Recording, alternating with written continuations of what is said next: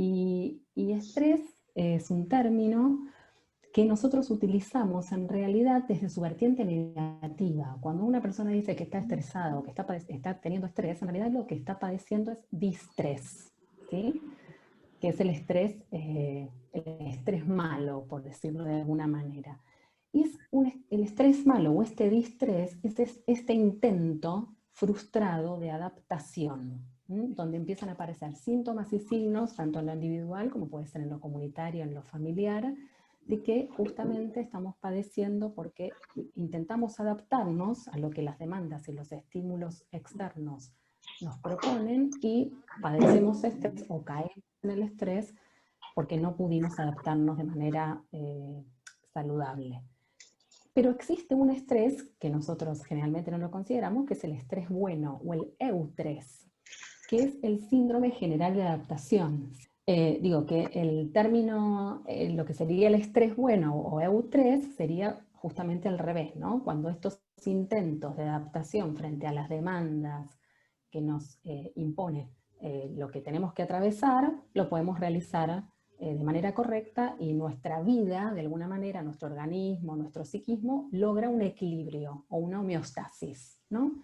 Entonces, este estrés es saludable porque nos prepara la acción, nos permite accionar y utilizar los recursos desplegados para hacer frente a lo que nos tenemos que enfrentar. El tema es cuando pasa lo otro, cuando quedamos con este intento frustrado de adaptación y quedamos agotados, sin recursos, y ahí decimos, uy, estoy estresado o la estoy pasando mal. Para decirlo sencillamente, el doctor Daniel López Rossetti, seguramente ustedes lo deben conocer, es un médico que se dedica mucho al estudio del estrés. Él dice, bueno, para decirlo sencillo, padecemos estrés cuando las cargas superan nuestras resistencias, ¿sí? Es como si hubiera una balanza donde se nos desregulan las cosas. Las cargas, los estímulos, las cuestiones que tenemos que afrontar superan nuestros recursos de afrontamiento. Y ahí es donde padecemos estrés. En ese sentido, creo que por ahí la pandemia y la cuarentena se pueden englobar en esto, ¿no? Y muchas veces, ¿qué es lo que nos produce estrés? Tanto cuestiones externas como internas, ¿sí? Lo que nos viene de afuera, como podría ser esta situación de pandemia, y todas las cosas que a nosotros se nos juegan internamente, todo lo que pensamos, todo lo que imaginamos, todo lo que nos asusta, todo lo que sentimos que no podemos afrontar, todos esos pensamientos también son estímulos internos que nos generan estrés. Entonces, pensemos en la pandemia, ¿no? La pandemia podría ser un gran estrés psicosocial, ¿sí? Un gran estresor externo. Nosotros no tuvimos nada que ver, nadie nos preguntó si queríamos atravesar o no una pandemia, nos vino de afuera, no fuimos responsables, o no sabemos si alguien fue responsable, pero por lo menos creemos que nosotros no, pero lo estamos atravesando. Y tiene todos los condimentos para ser un gran estresor, ¿sí? Lo que podría ser comparado con una guerra o con situaciones de catástrofe natural. ¿Por qué? ¿Por qué tiene estos condimentos? Porque es de origen desconocido, ¿sí? Es un virus que no conocíamos de antes, o por lo menos fue mutando y no sabemos cómo atacarlo, cómo tratarlo. No hay vacuna, fue imprevisto, tuvo un alcance global, por eso es pandemia, y además genera mucha incertidumbre por todo esto, ¿sí? ¿Qué va a pasar con el futuro? ¿Qué vamos a hacer después? Si me contagio después, ¿cuáles son las secuelas? En el caso de que me contagie y me recupere y no la pase tan mal, ¿quedo inmune o no quedo inmune? Y podríamos seguir, ¿no? Y todas las cuestiones económicas que esto ha acarreado también. Así que tiene todos los ingredientes para hacer una situación donde sentimos que perdemos el control, que no tenemos el control de esto, por lo tanto, esa situación de descontrol, de falta de recursos para afrontar, nos genera estrés, ¿no? A esto hay que sumarle otra cuestión, que es la cuarentena. Digo, la cuarentena no es la pandemia, es la medida que en la mayoría de los países, en mayor o menor medida, más largas, más cortas, de diferente índole, de diferentes formas, han adoptado para intentar hacerle frente a esta situación o a este gran estresor externo que es la pandemia. Y la cuarentena tiene otras cuestiones, otras características, ¿no? Este aislamiento social, preventivo, obligatorio, trae confinamiento, nos hace tener temor, empezamos a tener temor de los otros con quienes nos encontramos, son posibles agentes de contagio, hay que mantenerlos lejos, debemos estar adentro de nuestras casas, aislados del entorno familiar, de la familia extendida y solamente circunscriptos a nuestro núcleo familiar primario.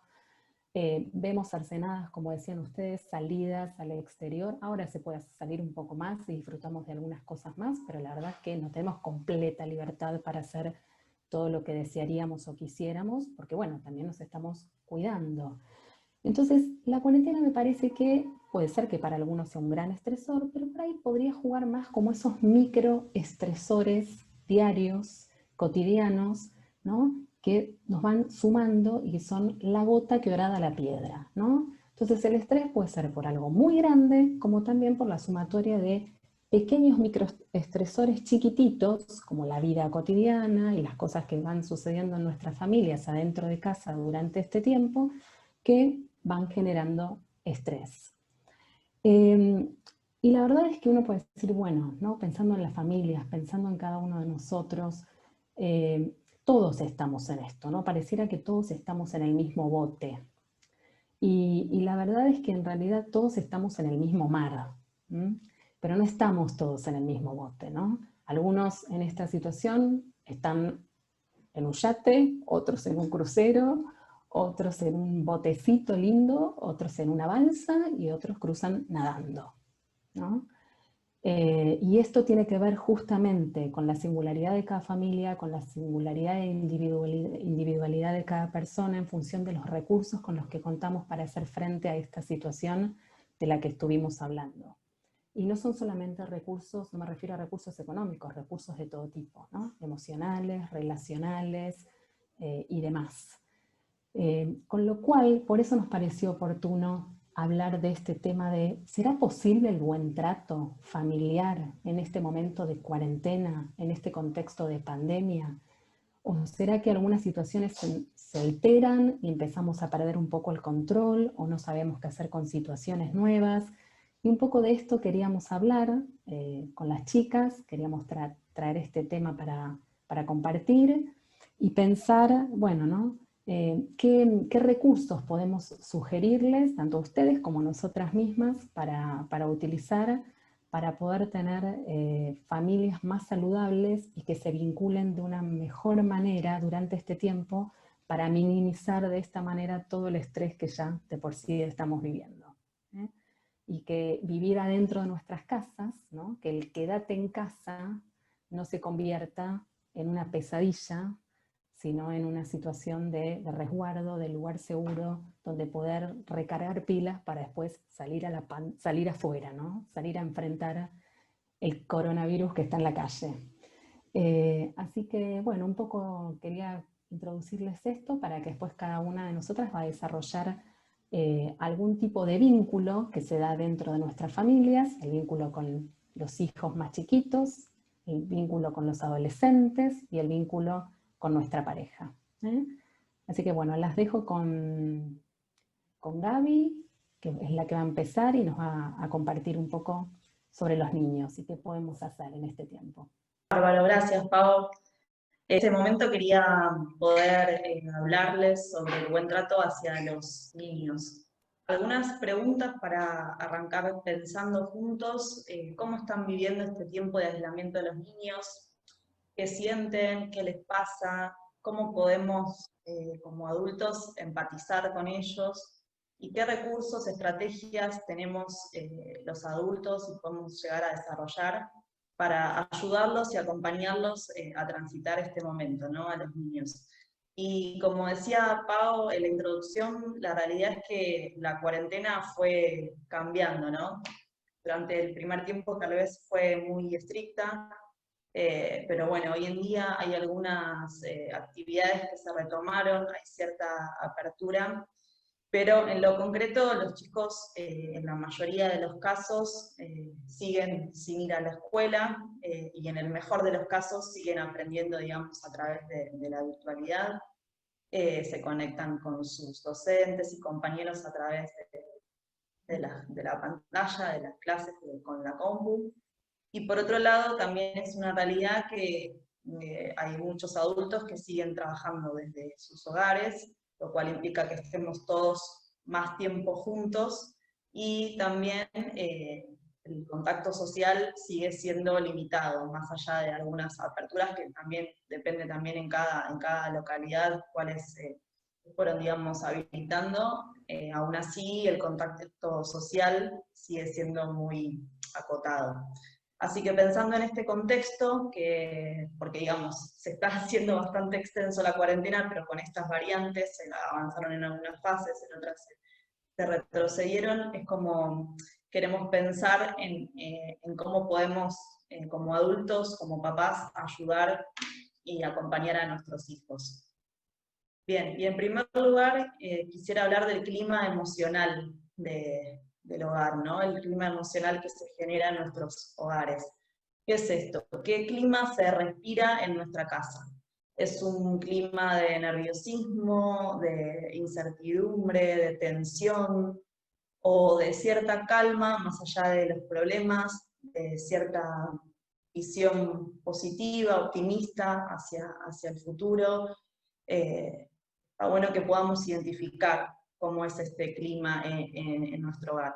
¿Por qué? Porque como adultos somos responsables del clima que se genera en nuestros hogares y el cual afecta directamente a nuestros hijos, ¿sí? Por eso pensábamos, bueno, ¿qué podemos hacer para qué cosas debemos evitar?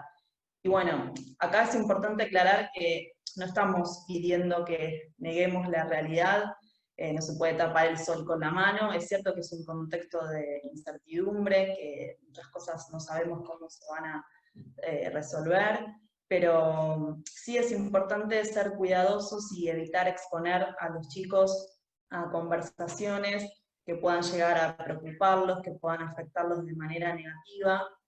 También cuidarlos de la exposición a las noticias. A veces uno dice, bueno, está la tele prendida de fondo, ellos están jugando, no registran. Y la verdad que no, porque por más que estén jugando, pueden escuchar alguna palabra o algo que les inquiete, o mismo ver alguna imagen y tal vez no tener los recursos para poder procesar o afrontar esto, y realmente los afecta de manera negativa. Por eso, ¿qué sí debemos hacer como adultos? Y es buscar espacios propios donde podamos charlar con otros adultos sobre las cosas que nos preocupan, que nos angustian, nos generan tristeza, sin que estén ellos presentes, ¿sí? También lo mismo, obviamente, para informarnos, tratar de buscar, y mismo también es una recomendación como adultos, tampoco exponernos tanto nosotros mismos a tantas noticias. No sé si les pasa que a veces es como que uno termina peor, digamos, elegir también ser sabios y selectivos en los tiempos y cómo y en dónde informarse, y obviamente evitar hacer esto, ¿no? O sea, buscar espacios en donde los chicos no estén presentes para esto, ¿no?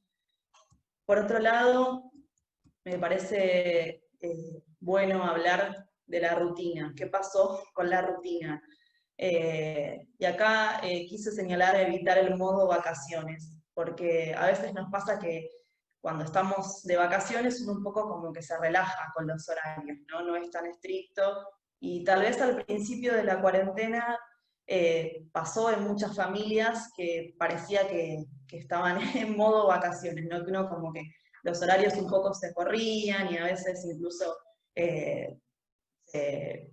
los nenes se levantaban todos, o todos nos levantábamos más tarde, los horarios de las comidas se corrían, se terminaban acostando tarde y al otro día de nuevo como que esto se retroalimentaba. Y claro, la realidad es que esto produce una desorganización general que, imagínense que ya prácticamente llevamos 6 meses de cuarentena, si durante los 6 meses uno se manejó así, es un caos general, ¿no? ¿Y por qué? Y porque la realidad es que la rutina es fundamental, porque nos ordena a todos como familia, los ayuda también a los chicos a anticipar los distintos momentos del día, disminuye esto la ansiedad, porque ya saben lo que se espera, lo que viene, digamos, Y ni hablar de que nos asegura también a los niños los tiempos de descanso que son necesarios fundamentalmente en este periodo de ellos que están en pleno crecimiento, ¿no? Así que claramente esto de modo vacaciones no estamos, es a modo de chiste, digamos, pero para que lo podamos entender de la importancia de la rutina y qué función tiene para la familia y la importancia que es sobre todo para los chicos, ¿no? Pensar en esto, en el orden, en la anticipación, en la disminución de la ansiedad y en los tiempos de descanso que ellos necesitan tener.